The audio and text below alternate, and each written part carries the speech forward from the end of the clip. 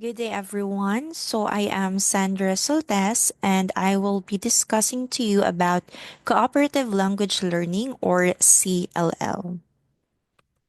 So, here's the topic outline for this topic. First is the definition, second is its background, third are the examples, four is the theory of learning, five, the types of CLL, six, its key elements, and seven, the advantages and disadvantages of CLL. Now let's start with its definition. Cooperative language learning, or CLL, is part of a more general instructional approach, which is also known as collaborative learning, or CL. Cooperative learning is an approach to teaching that makes maximum use of cooperative activities involving pairs and small groups of learners in the classroom. Therefore, we can say that this approach is a learner-centered approach because the teacher will act as a facilitator because the learners facilitate their own learning through interaction with their peers. So that's the definition of CLL, or cooperative language learning. Now let's proceed with its background. The early 20th century US educator John Dewey is usually credited with promoting the idea of building cooperation in learning into regular classrooms on a regular and systematic basis. It was more generally promoted and developed in the United States in the 1960s and 1970s as a response to the forced integration of public schools, and has been substantially refined and developed since then. So basically, educators were concerned that traditional models of classrooms learning were teacher fronted, or it is direct instruction from the teacher, which fostered competition rather than cooperation. That's why cooperative language learning emerged. Here is some example activities in the classroom with the use of this approach. So prioritizing the CLL teaching approach opens up a wide range of opportunities to use engaging and interactive activities in language instruction. Such activities can be designed to work with different learning preferences and proficiency levels, mm, catering to the needs of both beginner and advanced learners. So here are the example activities with the use of CLL. First, we have the paired dialogues followed by round robin activities and the jigsaw activities. Okay, so we have here the paired dialogues. So there's an instruction in the picture. In pairs, practice the dialogues with your friend and answer the questions.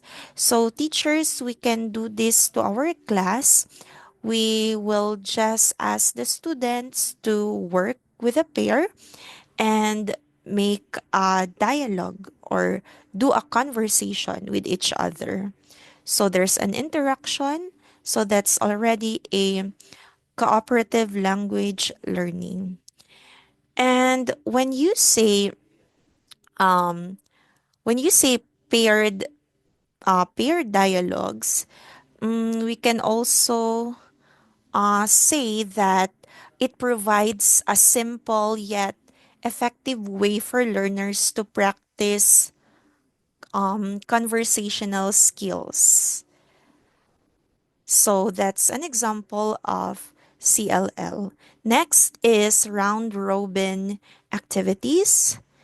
So we have here an example. Teacher poses a question. Students think about the question.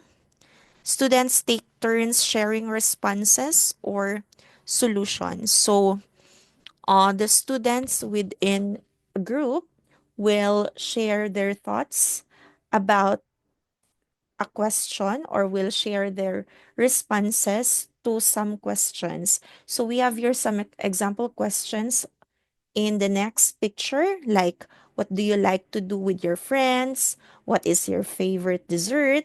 So this will be shared among the members of the group. So again, this is another example of a CLL activity. And this is the last example, which is jigsaw activities. So, as you can see in this example, we have the expert group, and they are given some topics in which they're going to share within their home group. So, in jigsaw activities, it involves um, dividing learners into several groups, each are responsible for learning a specific part of a topic or maybe a material, and the groups that come together to share their knowledge, creating a comprehensive understanding of the topic. So that's jigsaw activity. So again, they are given topics and they will go to their home group or they will go back to their home group to share what they have learned from the expert groups. So that's jigsaw. Next, let's proceed with theory of learning. So CLL's emphasis on interaction is closely aligned with the fundamental principles of social constructivism. So when we say social constructivism, it's a learning theory that argues that individuals are active participants in the creation of their own knowledge. So it's developed by Leigh Vygotsky. That theory suggests that learning takes place primarily in social and cultural settings. So the same with CLL. So it involves social interaction. That's what the theory is all about. So one of the key elements of Vygotsky's theory is the zone of proximal development or ZPD, which emphasizes the role of the teacher in an individual learning. According to his work, individuals can learn more effectively when working with peers and educators who possess slightly higher levels of knowledge and expertise, just like in the jigsaw activity. There's an expert group, and they will go back to their home group to share the content about a certain topic. So that is ZPD by Leigh Vygotsky. So this is the theory of learning in relation to CLL. Okay, so let's have the types of CLL. First, we have the formal cooperative learning. It may be implemented to teach specific content. Basically, it means that, for example, the teacher will give a task and it should be finished in an hour or after several weeks. So, in this case, the teacher gave a structured cooperative language learning activity and they have to come up with an output in a given time. So that's formal cooperative learning. So they have to finish a certain task in a certain amount of time.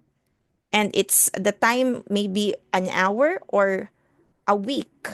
That's formal cooperative learning. Now, when we say informal cooperative learning, it may be implemented to ensure active cognitive processing of information during direct teaching.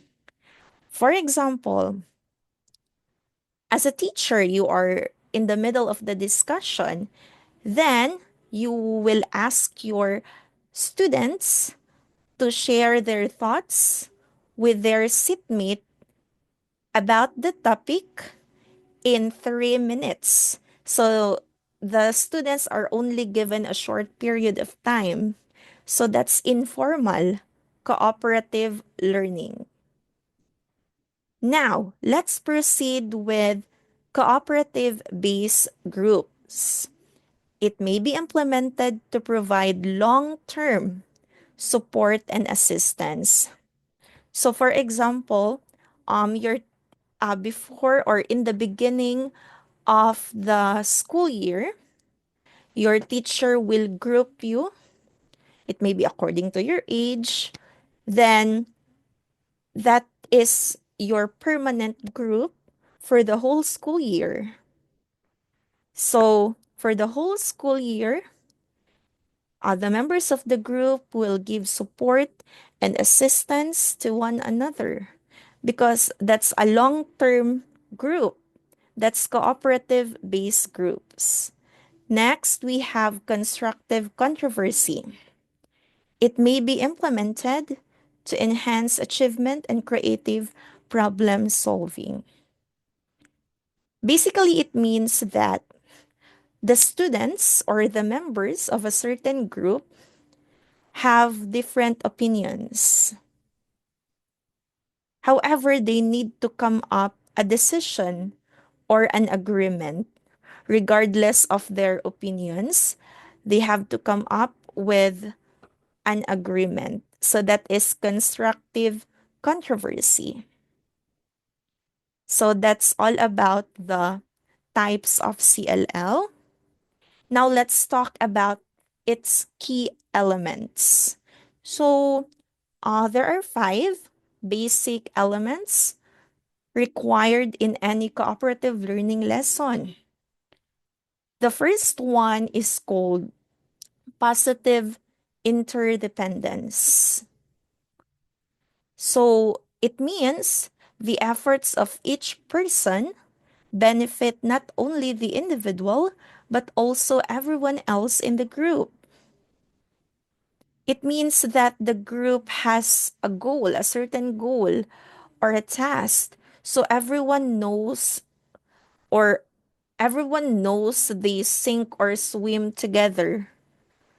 The key to positive interdependence is committing to personal success, as well as the success of every member of the group. So that's positive interdependence.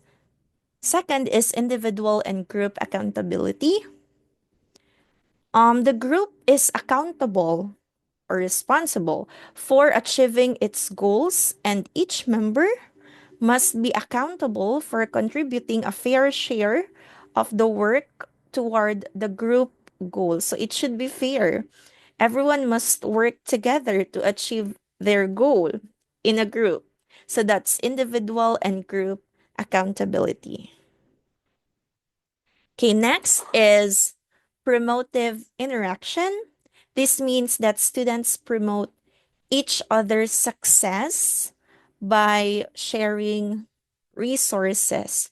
So, of course, they are in the same group. So, they need to promote each other's success.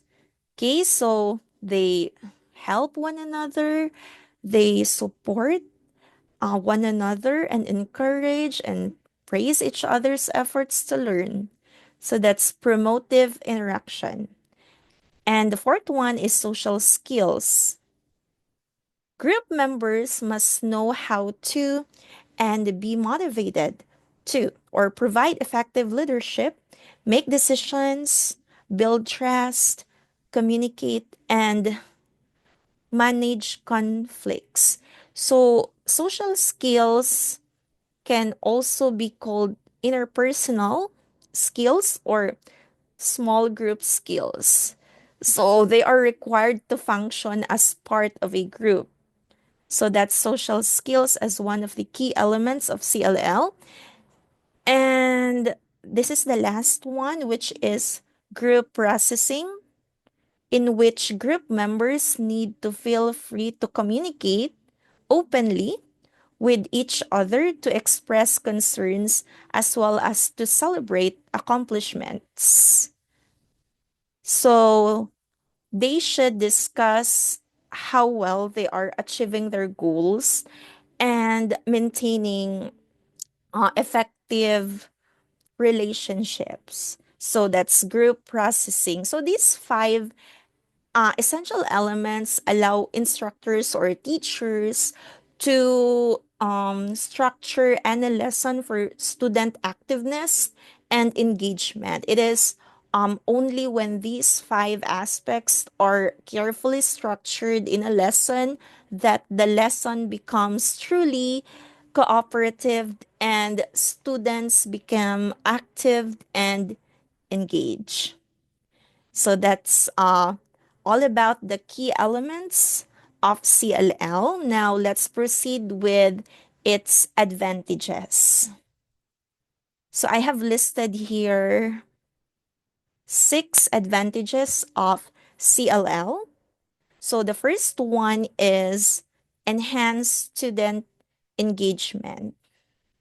So cooperative learning, of course, it's a group learning method.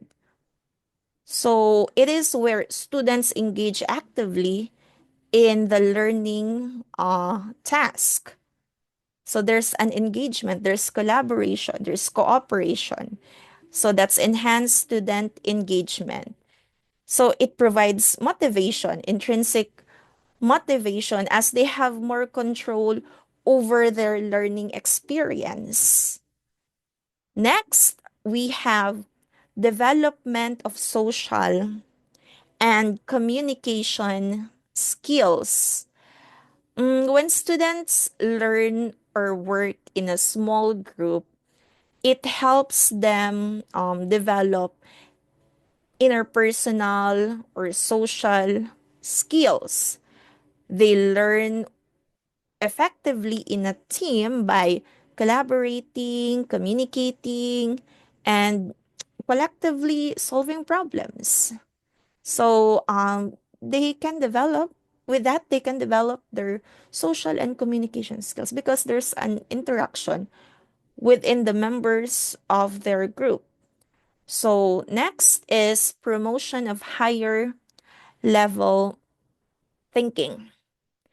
In cooperative language learning, of course, there's a collaboration, there's sharing of ideas.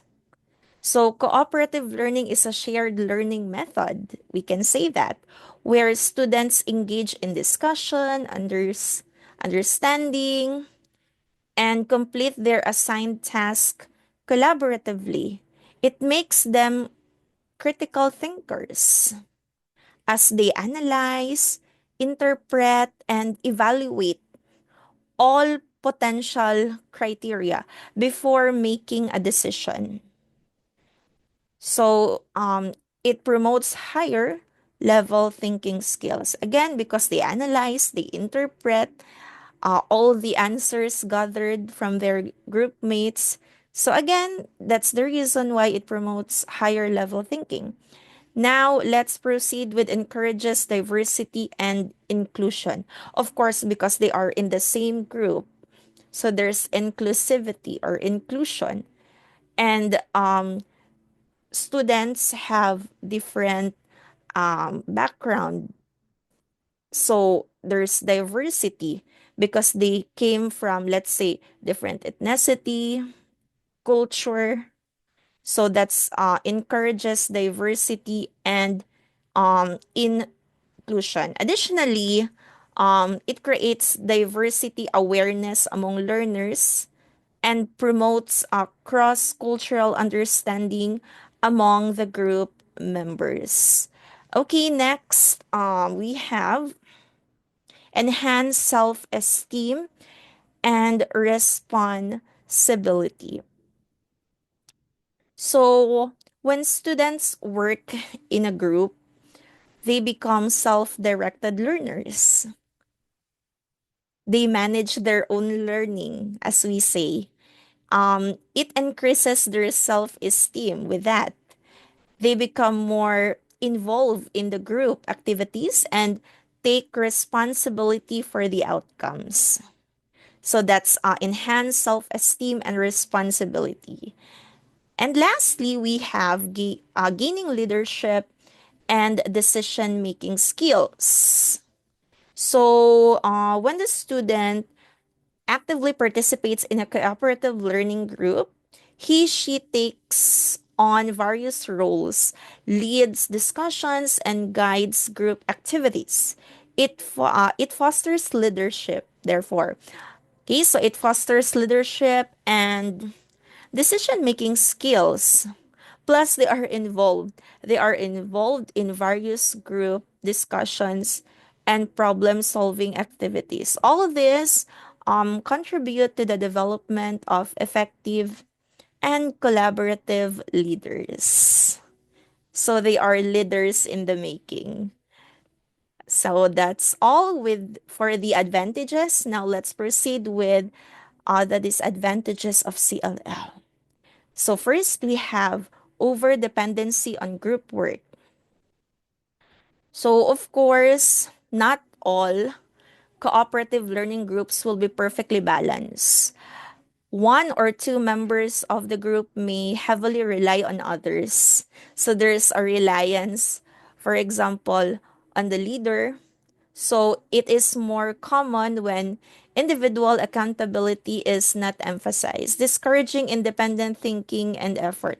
A lack of clear guidelines and work expectations leads to an uneven work distribution. So it causes tension among the members of the group. So members who did not do additional work will feel that it was unfair to the group members, those who did not do a lot of work. I mean, so it's unfair. So there's over dependency, for example, on the leader. Next is time consuming nature of cooperative learning. So not all members of a uh, cooperative learning group come from the same background because there's diversity. Okay, so the way or they vary in their work performing abilities. So maybe one of the members is um let's say the leader is work very fast while others work very slow. So what will happen? They will submit they might submit the work late, but it's because of the other members. So there's time consuming nature of cooperative learning. So the process involves coordination among members, ensuring everyone contributes and comprehends the material, which can extend lesson duration. So plus additional time is necessary due to the collaborative nature of activities, discussion, and group decision making. So it needs a lot of time because when a teacher asks to do something and it will be by group, of course, maybe that activity is not that easy. That's why the teacher asks the students to be in a group. So it may be time consuming nature of cooperative learning. Next is difficulties in assessment and evaluation. So it will be hard to grade or to assess the students within a group. So all members in a cooperative learning group will not give exactly the same effort. Some will provide more than the others. Assessing and evaluating individual contributions in a collaborative learning group can be challenging for us teachers. So with that, maybe we can have peer assessment or peer evaluation to really know who among the members uh, do more and who among the members um, have less contribution. So maybe we can do that to assess or evaluate their efforts. So we have another one, which is potential for conflict and unequal participation. So again, in a group, conflict can't be avoided. It's inevitable. So uh, there might be potential conflict among the members of the group, and one or several members may feel uncomfortable working in the same group. Some individuals have a tendency to shift the responsibility of tasks onto others, which leads to unequal participation among group members. So that's another challenge. Next is management challenges. So each cooperative learning group has a leader or teacher who instructs all the members in their roles and assigns their tasks. But when the theme is too big, because the ideal group number or the number of members in a group in a CLL class is maybe maximum of 4 members. But if the group has, let's say, 20 members, so that alone is very hard to manage. So that's a challenge. So it isn't easy to monitor each participant constantly on the teacher's part. So that's management challenges. Because tendency is if there's a lot of members in a group, they may start talking to each other, chatting, and that conversation or that conversation is not related with the topic. So there's a lot of distractions. So that's management challenges. Next is unwanted domination. Each group has a leader or teacher, each group has a leader, but there might be 1 or 2 members who try to dominate, or maybe it is the leader who tries um to dominate others. So that's unwanted domination because there would be an imbalance when it comes to power. So other participants may feel demotivated as they are not given enough opportunities to implement their best efforts. It can hinder collaboration. So that's unwanted domination. So these are the disadvantages of CLL or cooperative language learning. So I think that would be all for our lesson about CLL. Now let's summarize all the things that we have discussed using this diagram. So all of these words describes cooperative language learning. We have group learning. Okay? Again, community language learning involves interaction. So, meaningful interaction because it's a learner-centered method that strongly emphasizes building supportive learning communities and interpersonal communication. It is the instructional use of small groups through which students work together to maximize their own and each other's learning, which results to meaningful learning. Also, also, cooperate. cooperating to achieve a common goal.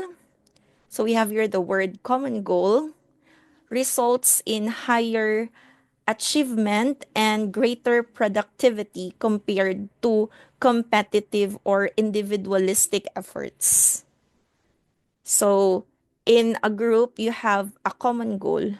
You share the same goal with the members of the group.